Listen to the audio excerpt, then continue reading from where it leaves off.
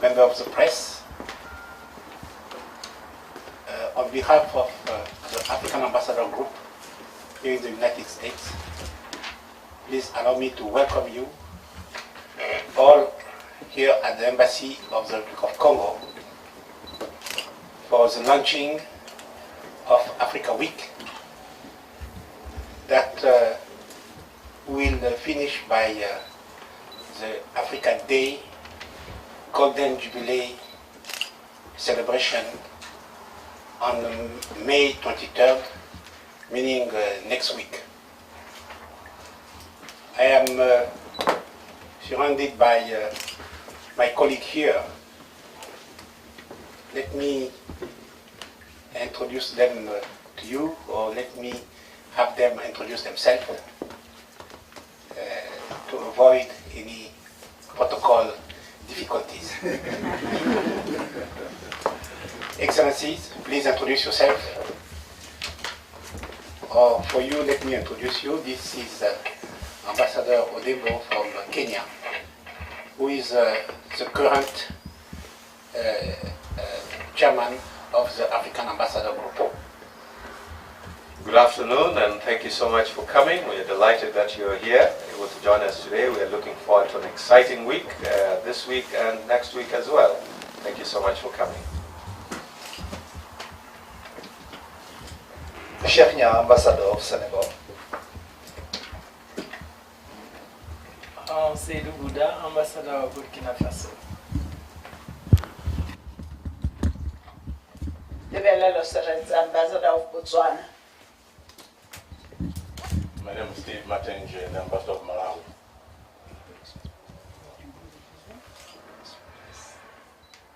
Somdat Sobaran, Ambassador of Mauritius. Maitin Jumbe, Ambassador of Chad.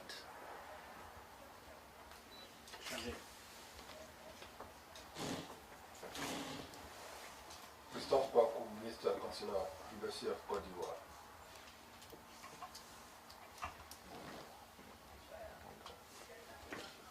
My name is Mona Jet, Minister for Plenipotentiary from South Sudan Embassy.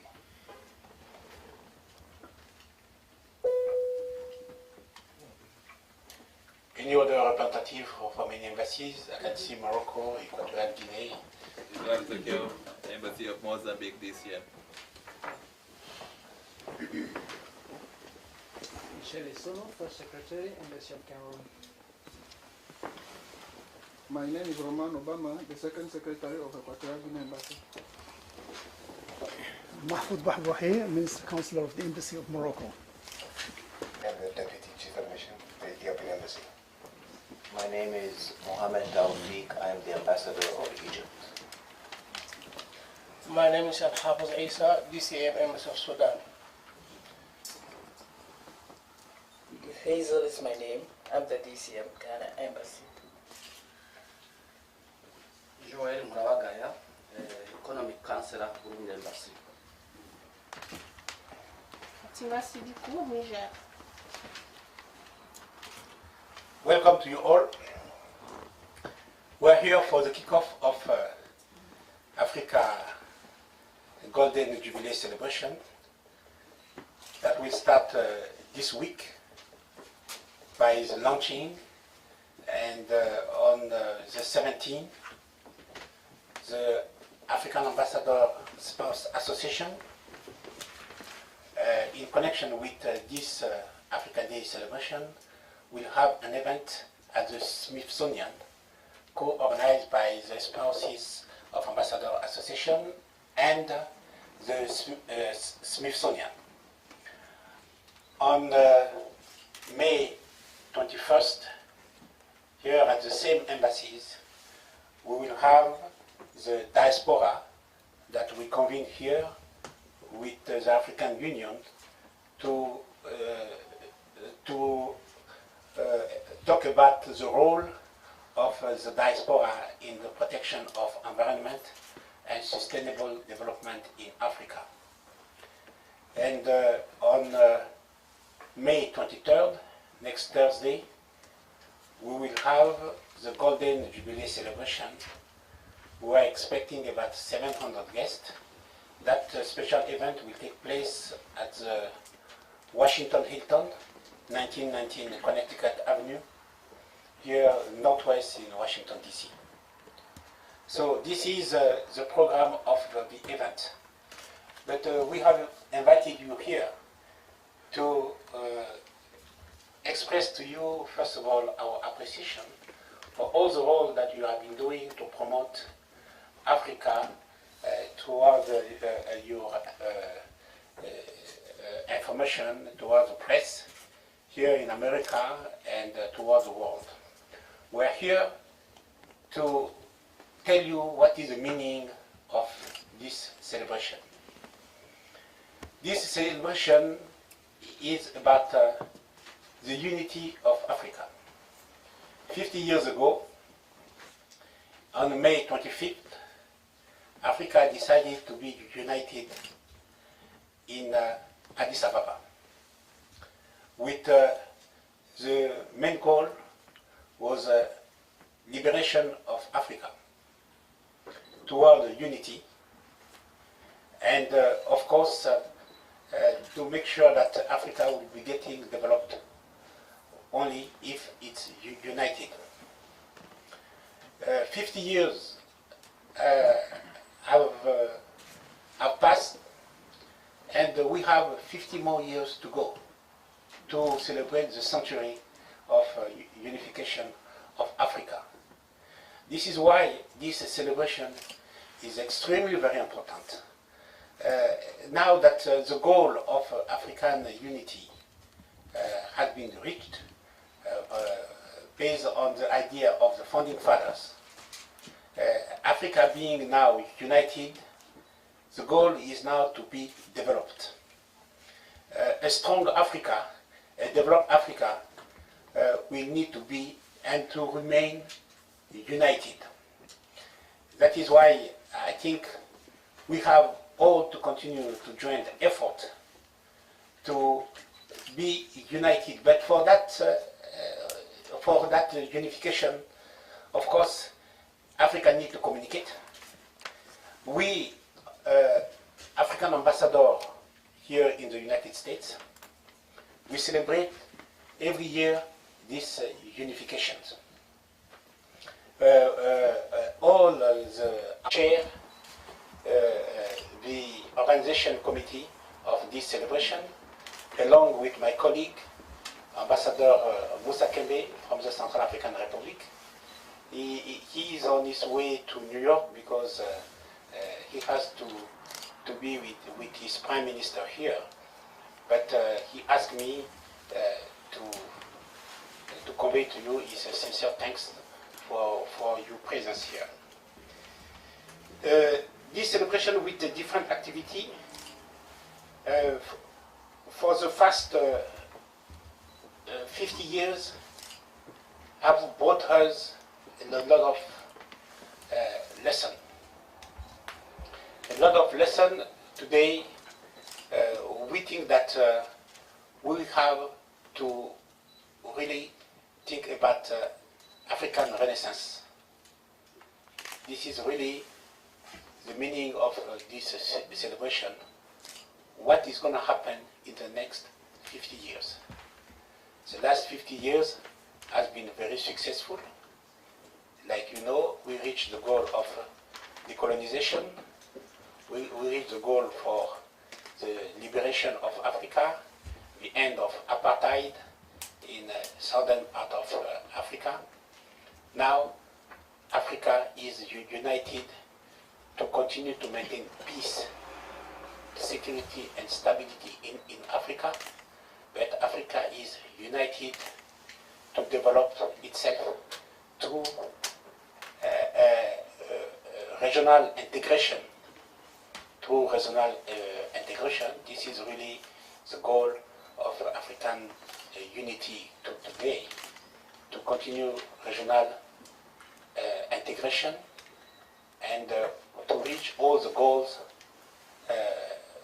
in the plan of what they call NEPAD. So, and I am not here to make long speeches, a long speech, You are the journalist. I know you have a lot of questions to ask. I welcome you to ask all the questions that you want. But before I end my presentation, I will kindly request that all members of the press here continue to promote the unity of Africa and promote especially those 3 events that are part of the Africa Week Golden Jubilee celebration. Thank you very much.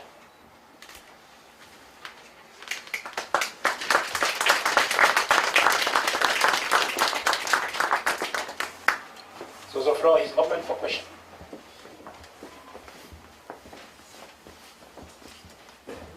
And the Facebook.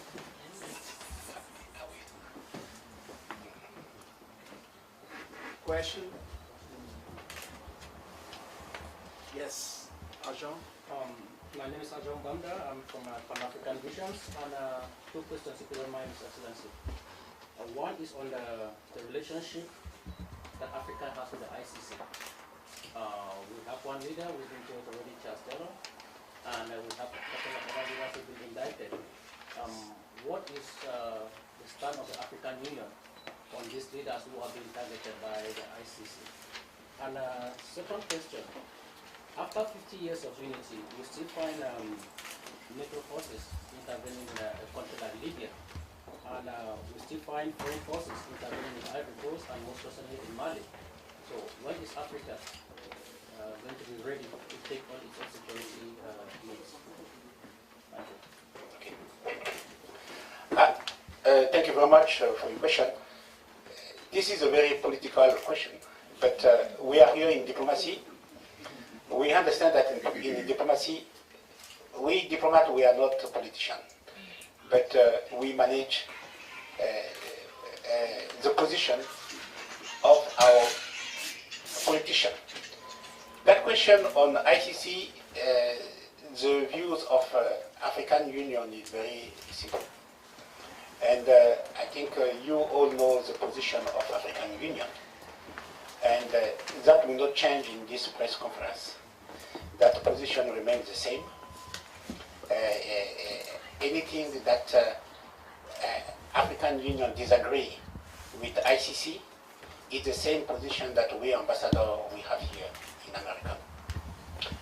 Number 2, for the second question, about when Africa and African Union will start playing its role in working on conflict and preventing the foreign interventions in conflict in Africa. To tell you the truth, in today's world, cooperation is an issue that needs to involve everybody. Peace and security in the world, not only in Africa but in the world, it's an issue of all the countries. You know that when the UN sent troops in other parts of the world, there are also African troops involved. And if you even go back to history, you know that African play a role in World War II, even World War I. It was not a conflict going on in Africa. So this is why today you can see other partners of peace and security in the world come to intervene with the permission of African in conflict resolution in Africa. There is nothing wrong having outside partners coming to help to bring back peace, security and stability in Africa. And trust me, even 50 years from now, the matter of peace and security in the world is a worldwide matter.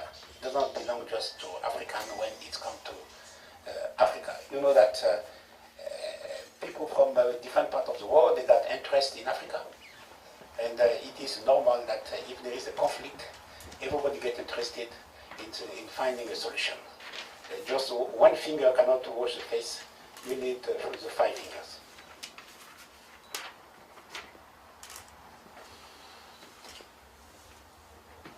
Question? Yes. And your name and your organization, please. Hello everyone, my name is Kanaya Adams. I'm a student at Morgan State University, here with our group, with WEAA. How is the African Bureau of Educational Sciences aiding education programs that are focused on renewable energy resources? Since that's a big topic. It is a big topic.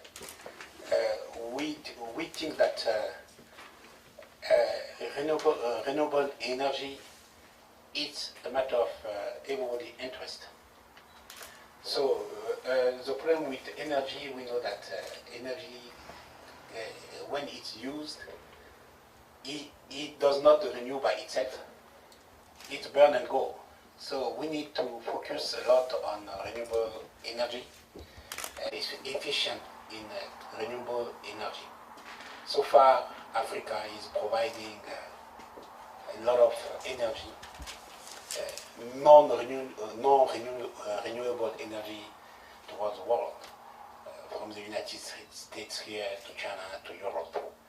But we want in return those developed countries who got already technology for renewable energy to help Africa to develop that renewable energy. That's like sending back the lift. Question? Yes, your name and organization, please. My name is Deja Branch from Morgan State, report from WEAA. My question is, the goal of the African Union originally was to end apartheid and to achieve liberation. Now that has been achieved, what exactly is the new and revamped mission of the organization? The role of the organization today, it is really the theme of this African Golden Jubilee celebration. It's African Renaissance. Africa, as you know, was occupied, was submitted to apartheid, to colonization. That is over. The role of the organization today is to maintain Africa united. That's number one. And like I say it in my introduction, to talk about the development of Africa for the next 50 years. And that development, we need the contribution of the diaspora. We need the contribution of women. 50 years ago, the women did not play the same role that they are playing today. Today, women are head of state in Africa. In fact, we have 2 women who are head of state in Africa. We have in Liberia and we have in Malawi. And as you know, the chairperson of the Commission of African Union is a lady. So, with all the forces united in Africa, men and women, I'm talking about women because 50 years ago that was not, the women did not have the same role that they are playing today. So that is also an achievement. Even within African Union, there are roles that we have to give part of women. We have to give a fair share to women to have important position, not only in the organization, but also in our different individual government.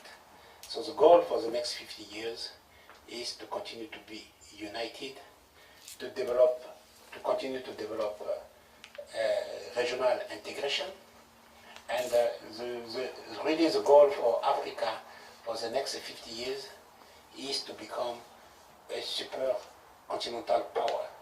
Like we want Africa to be considered like the United States 50 years from now, like China 50 years from now, like Japan or Korea or the European Union 50 years from now. You know, 50 years ago, China was not developed at all. Today is the second economic power in the world. So we are 1 billion people in Africa. So the next 50 years belong to Africa. Yes, your name, your organization. Yes. My name is Melissa McKinney, reporting for Morgan State University's WEAA. The question was brought up about the renewable energy, and that kind of ties back to economic. Your partners, the Freeport-McMoRan is one of your partners in as far as economic production, is your sponsor, excuse me, for energy sources. What efforts are they making along with this organization to find economic independency for you all? Yes, all the partners that you see here, from Chevron, Coca-Cola, ExxonMobil, Aetna, Noble Energy, a partnership with government, with hosting government. Yes, you are talking about Freeport-McMoRan, like others, ExxonMobil, Chevron, and Noble Energy, and others. Yes, they are making some very particular effort. Those are parts, renewable energy is a part of the production sharing agreement that they have with those different countries where they have invested and where they are doing business. So this is nothing new to them. This is part of their activity and their responsibility in any hosting country. Host country, for instance, I know for sure that they have clear agreement with the Democratic Republic of Congo about renewable energy and sustainable development. Question?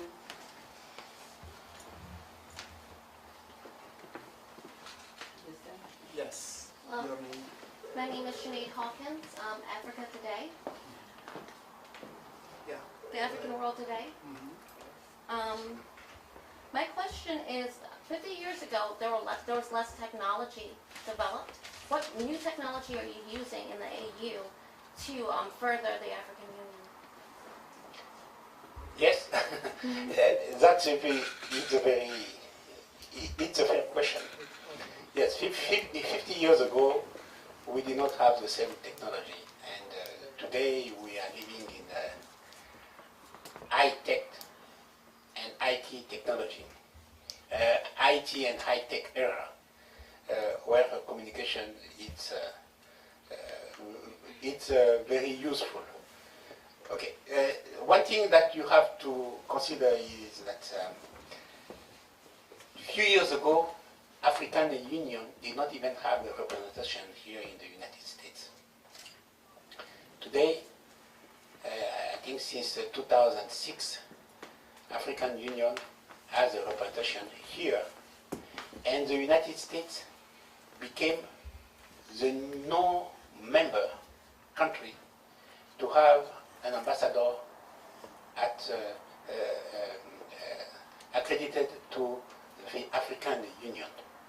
We are using all the modern technology to promote not only African Union, but also to communicate within countries. You see, when there is an emergency in Africa, within 24 hours, head of state can come in and meet in Addis Ababa or in any different countries. So we are using the modern technology available, all the resources that are available to do our work regarding the unity and progress of Africa toward Renaissance. Yes, we have came from a very long way. 50 years ago, we have to not to use cow, but we have problem to move around. Even during that time, in 1963, people came from all over Africa to meet in Addis Ababa. So, you know, that just shows that Africa has been always united at all cost. Any more questions? And yes, the ambassador, my chairman want to add something? thank you for the question. On the issue of technology, if you look at the AU's next 50 years and the outline that has been developed so far, we are looking at an Africa that goes beyond the commodities that we have been known for many years. So looking at a science, technology, and engineering-led development process, such that with our commodities, for example, we want to be able to add value. We want to do more manufacturing, and that's a technological element to that, so that we add value to our commodities, our very precious commodities that get to the international market and for which we get paid very little because we don't add value. So that's part of how we are going to use science and technology and engineering to make sure that we position ourselves accordingly in the global trading arena. So we're going beyond just commodities and production of agricultural products, adding value, but we are also leapfrogging in many ways the industrial revolution, because the ICT has now become so much a part and parcel of our lives. If you take mobile telephony, for example, we have the highest rate of use right now, uptake and use of mobile telephony, and we're using that technology to do so many things. In Kenya, we are transferring money, we are doing all sorts of other things using the mobile telephone, and this is what you're seeing all across the continent. We are actually using the technologies that we have, some of which we are innovating ourselves for purposes of reducing poverty and growing wealth on the continent. So we are looking very much towards the next few years being years that are science, technology, and engineering oriented, as opposed to the old Africa that people know. Mr. Ambassador, my name is Kwame Kana from the African World. You mentioned the diaspora in one of your answers. My question is, the AU has defined the African diaspora to be people of African descent anywhere in the world willing to contribute to the development of Africa. Talk to us briefly about how the AU is working to tap the expertise, the resources of the diaspora to help Africa's development, and how the ambassador group here in the U.S. is doing that too. Thank you, Mr. Clement. Yes, that is a very good question. Africa, among its resources, count a lot, not only on its raw material, but on the diaspora. It's part of the Pan-Africanism, and the diaspora are part of the African Renaissance.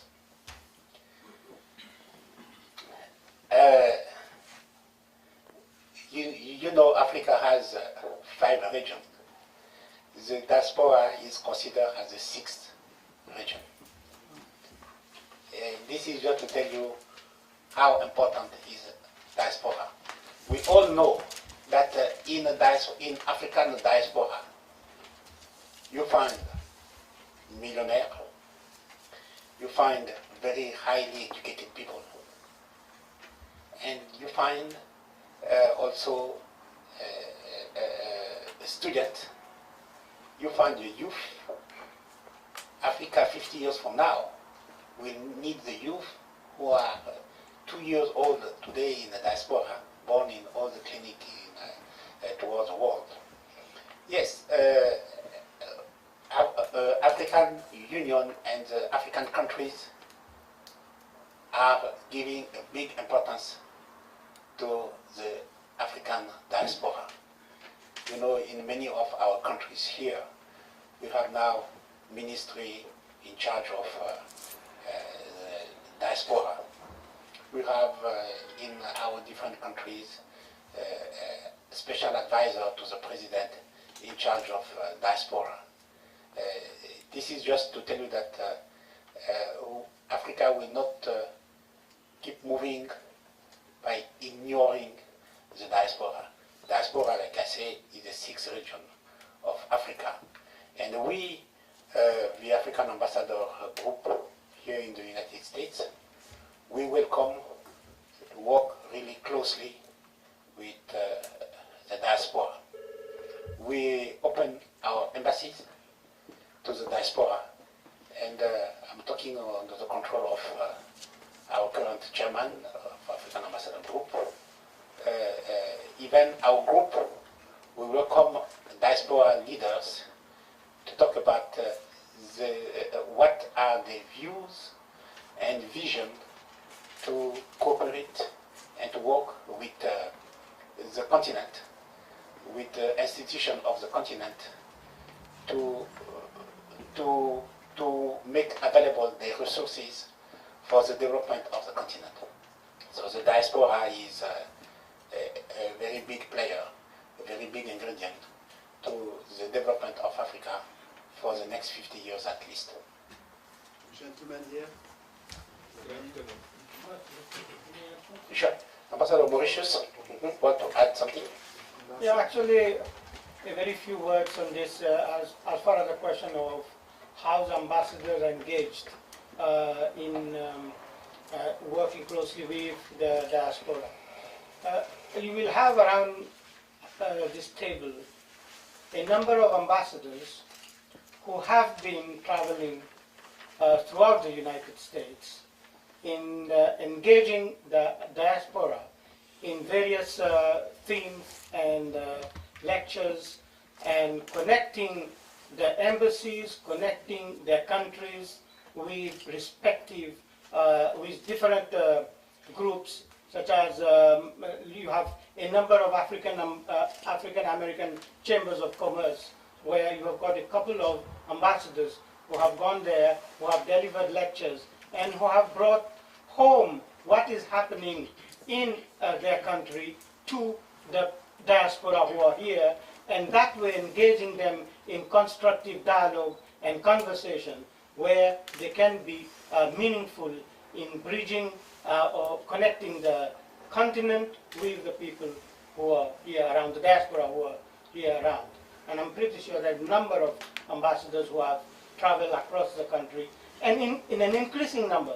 This was not very much, say 15 or 20 years ago, and this is increasingly becoming a pattern among the African ambassadors, and we hope that it is going to increase further and further, engaging the diaspora in the affairs and in the contribution of the continent, and also vice versa.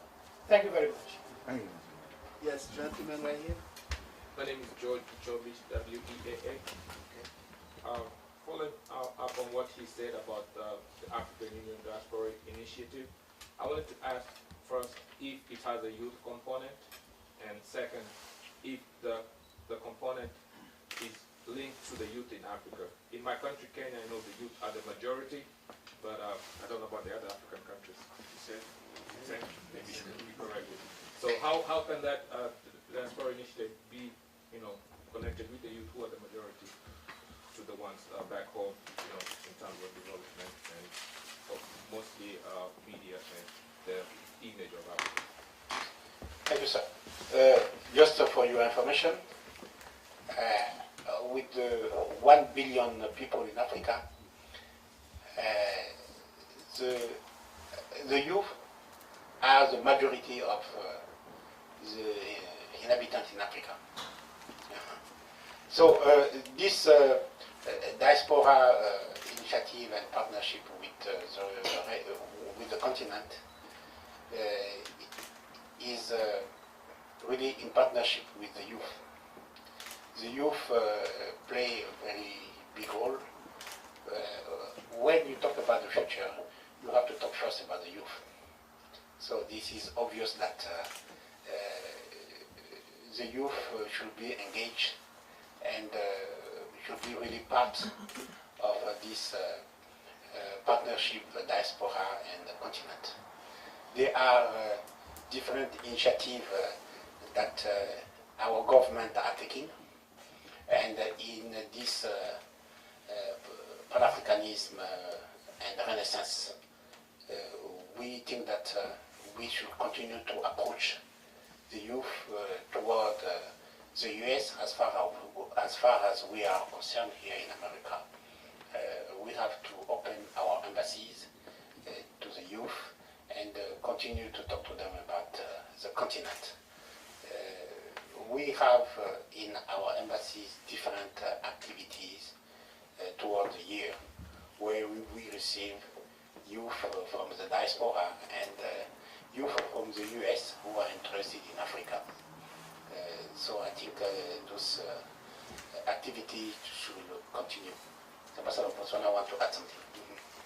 Thank you very much. You'll be aware that the majority of the youth who are in the United States, they come either as students and in the various universities, and the overall US movement of the universities is to open up the universities to other cultures, not just of Africa, but of other. They want that diversity included in their student body, so that there is that quote-unquote student exchange which is direct. So if you go around to a lot of the US universities, as most of us do, you will find that there are African student committees, African student union. So that is our first point of call, where they come in, and actually they are the best ambassadors, because they are the ones who are able to educate and get rid of the biases, because the biggest challenge of us as African ambassadors is the biases which continue against Africa. We would hope that the media is the media of good news. For the World Bank and the IMF have said that the growth in the next 6 years is coming from Africa. So anyone who positions themselves there stands a better chance for the growth of their country and where the consumers and middle class are.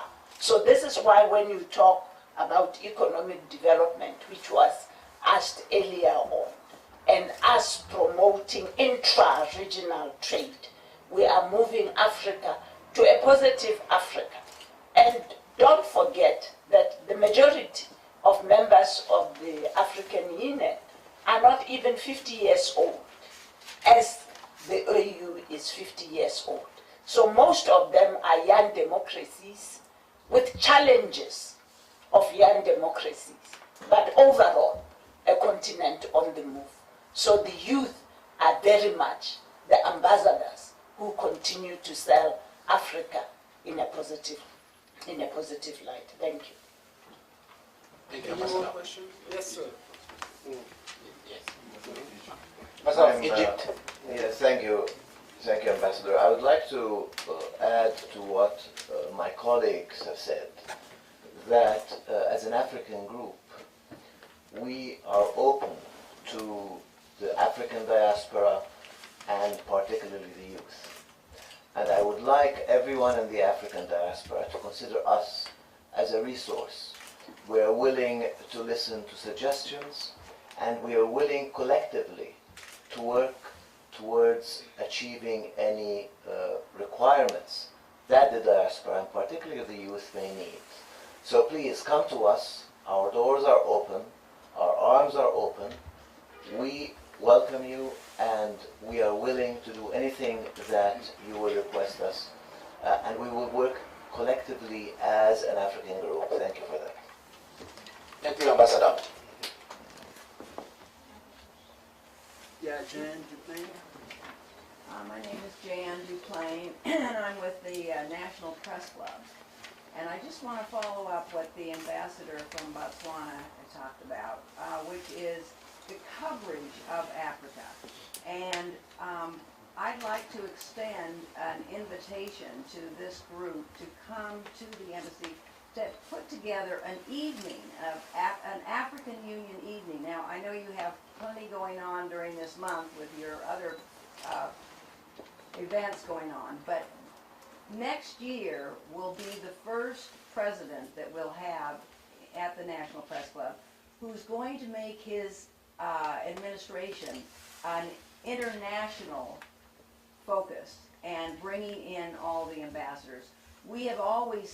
We've been very American-centric. We've been very, in terms of our own interests, which are small, can be very small. So it's going to be a much broader base, and so I want to encourage people to know, as a I'm on the International Correspondence Committee, that we want to open the doors to bring in Africa.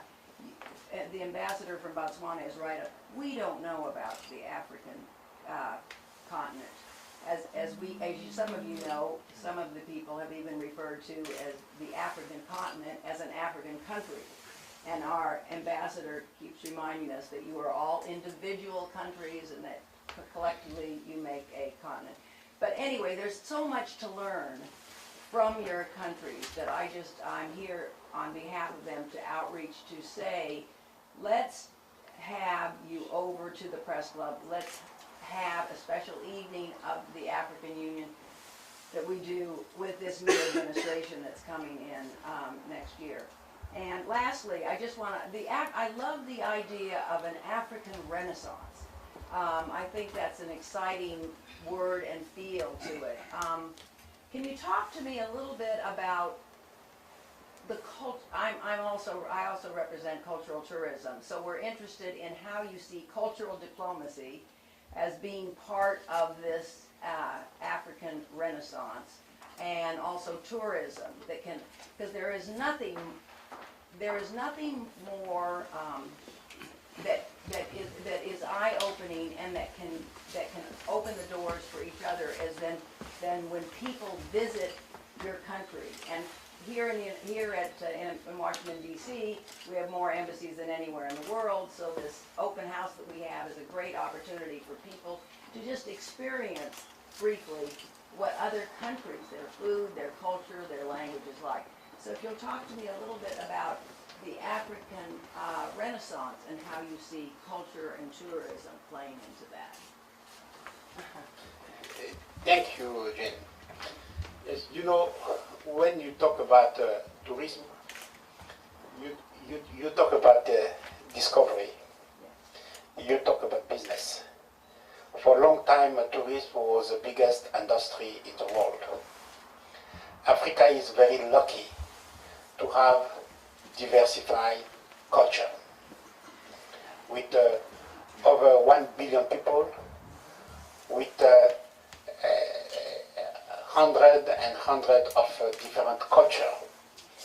I think cultural tourism will be an important tool for the African Renaissance. In cultural tourism, there is also ecotourism. Because, you know, ecotourism is part of culture in Africa. And with all this diversified culture that we have in the continent, we will continue to promote this exchange toward culture and toward tourism, and that will bring enough foreign currency in the continent. And you know that foreign currency are very essential for the commerce in the world. Foreign currency are essential for importation. And I think that just that part of cultural tourism will bring a lot of resources in Africa. So we Africans, we will have to take advantage of having available all those different ingredients that we call different culture. You know, I know people who goes to Kenya just to eat different type of good meat that is available there that they call nyama. Same thing they call it Congo also. I know people here in America, when we invite them, they say, hey, do you have a tepidien? And tepidien is a meal that is very famous in Senegal. And that, you know, that I know people who go on vacation just to Senegal to eat. You know, just to eat, to go there for 1 week, to enjoy different meals and so far, and come back. That's the same thing in our different countries. Today, Africa has 54 countries with at least 54 different cultures. That is very important those are resources that are available for African Renaissance. We have many countries in the world, including in Africa, that have developed their economy based on tourism. Like I said, tourism was for a long time the first industry in the world. And I think with Africa, we'll continue to make industry, we'll continue to make tourism and cultural tourism one of our biggest industry. Thank you. Hello, my name is Malika Clements, and I am with Morgan State University's WEAA. And my question also involves the connectivity of the diaspora, because when you think about the African diaspora, there really is no person who's not connected. Africa is the birthplace of civilization, therefore everybody is connected into the African diaspora. I guess what I'm trying to say is, how do you make other people see their connectivity and want to invest in Africa in a way that is progressive and positive toward the continent? Yes. Thank you very much, Malika. This question, I think my colleague from Botswana and my colleague from Egypt already gave an answer. The base of this connectivity for African diaspora is our embassies, because Africa is represented everywhere in the world. In all the African countries, at least in each country in the world, there is an African embassy. So that is the door of the diaspora, not to knock, but just to enter, because that door is open for the diaspora. The connectivity will be centralized by our different embassies, from the African Union representation to our individual embassies in different capitals of the world. Ambassador of Botswana want to add something. You know, Africa, as much as the media tries to portray it in the negative, it cannot be ignored any longer. When the #1 country in the world for women empowerment is Rwanda in Africa, how does anyone ignore that? When the index of doing business in the world is led by Mauritius, not Europe, not anyone else, but by Mauritius, how can anyone ignore that? When you look at the baseline profitability index, which is basically the index which is saying to you, this is how profitable your business can be in the country. And the #2 country in the world is Botswana. How can business, after Hong Kong, how can business ignore that? So as much as we court the media to say report the positive stories coming out of Africa, the businesses, they know.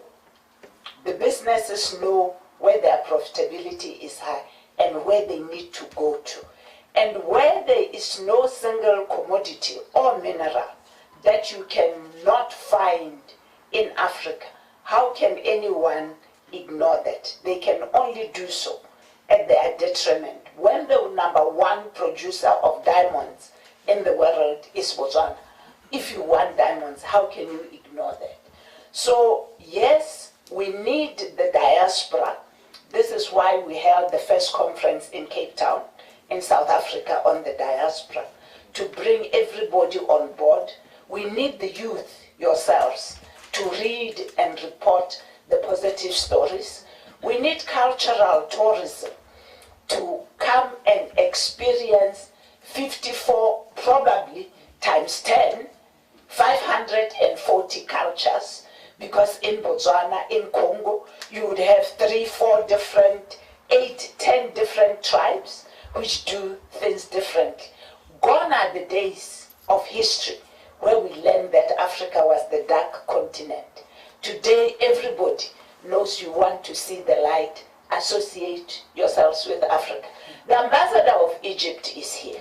And because he's here, I will say this remark.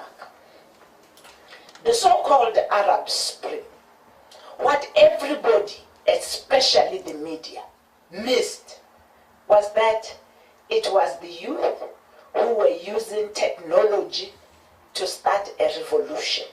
No one ever looked at the positive side to say the youth in Africa want the rule of law, they want proper governance, they want accountability. Because the media just always sees negative. For us, Africans, we saw the positive which is coming out of that. Because young democracies are always challenged, and African countries are no different. You have the United States, which is over 200 years old. They still have quite a lot of challenges. So overall, we are doing quite well. Thank you.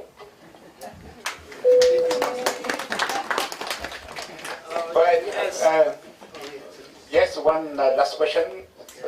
Right, thank you, Excellence. My name is Gore Bachelor. I'm with Diaspora Future Media. I would like to ask if it was possible, because we have communities and embassies that are actually speaking French, if we can make us a statement in French about this press conference, so we can use it for the media, talking about the media. But the question that I wanted to ask is about our collective identity as an African continent, going forward, talking about Renaissance. Our biggest asset, our diversity, we speak different languages, different culture. Going forward, seems like it's going to be a problem. So the next 50 years, what are the steps that we need to take to reduce that diversity so we collectively move forward, so we can go to the rendezvous of China and the world and talk in one voice? Thank you. Merci beaucoup. Alors, cette semaine, nous assistons ce soir au lancement de la semaine de l'unité africaine, le cinquantenaire de l'unité africaine, qui commence aujourd'hui par cette conférence de presse, qui sera suivie le 17 par le cocktail organisé par les épouses, l'association des épouses et des ambassadeurs africains accrédités ici aux États-Unis, en association avec le musée Smithsonian. Et le 21, il y aura un forum ici à l'ambassade du Congo sur le rôle de la diaspora dans le développement durable et la protection de l'environnement. Et la semaine de l'unité africaine sera conclue par le dîner de gala organisé par le groupe des ambassadeurs africains pour célébrer ce jubilé de l'unité africaine. Donc le 23 mai à 18h au Washington Hilton, 1919 Connecticut Avenue. Nous aurons à peu près 700 invités. La soirée va débuter par un cocktail et suivi d'un dîner de gala à partir de 19h jusqu'à 23h. Votre question sur la Renaissance africaine, elle est essentielle, elle est importante. L'Afrique, pour réussir cette Renaissance africaine dans sa diversité, devra être unie. Devra être unie, d'où l'importance des organisations sous-régionales en Afrique. Et d'où le partenariat et l'intégration économique régional. Le partenariat sous-régional va réduire la diversité. C'est pourquoi vous avez des institutions sous-régionales comme la CEDEAO, la COMESA, la SADC, la CEAC et la CEMAC. Et vous avez l'Organisation des États de l'Afrique de l'Est. L'Union africaine considère que toutes ces organisations sous-régionales doivent continuer à travailler ensemble, que ce soit en Afrique du Nord, en Afrique du Sud, en Afrique de l'Est, en Afrique de l'Ouest et en Afrique du Centre, doivent continuer. L'Union africaine encourage ces entités régionales pour que les sous-régions unies vont réduire la vaste diversité africaine et réduire la diversité, c'est s'unir au plus fort. Et cette unité africaine, dans son ensemble, va contribuer largement à la réussite de la renaissance africaine. Donc, l'Afrique doit rester unie. Unité veut dire prévention des conflits. Unité veut dire résolution des conflits. Unité veut dire paix, stabilité, sécurité. Et tout cela veut dire partenariat économique. Un partenariat économique fort entre les pays africains va rendre nos sous-régions, va rendre nos pays plus forts pour négocier avec des partenaires hors du continent. Alors, les amis de la presse, nous vous demandons de continuer à promouvoir l'unité africaine, de promouvoir cette idée de la diaspora et de la renaissance africaine, de promouvoir cette idée du panafricanisme. Et comme vous avez dû le constater dans cette conférence de presse, l'Afrique a beaucoup de choses positives. Il faut penser positif lorsque vous pensez à l'Afrique. Et pour cette célébration du jubilé de l'unité africaine, c'est-à-dire les 50 ans de l'unité africaine, nous demandons à tous les amis de la presse de promouvoir activement pour les quelques jours qui restent jusqu'au 23 et au-delà, de promouvoir des activités qui seront célébrées pendant cette semaine. Nous comptons vraiment sur vous pour faire écho à travers vos instruments de presse pour que cette semaine du jubilé de l'unité africaine soit un très grand succès ici au niveau des États-Unis d'Amérique. Et que l'Afrique reçoive ses échos et que le reste du monde aussi reçoive les échos de cette réussite ici à Washington. Je vous remercie. Merci.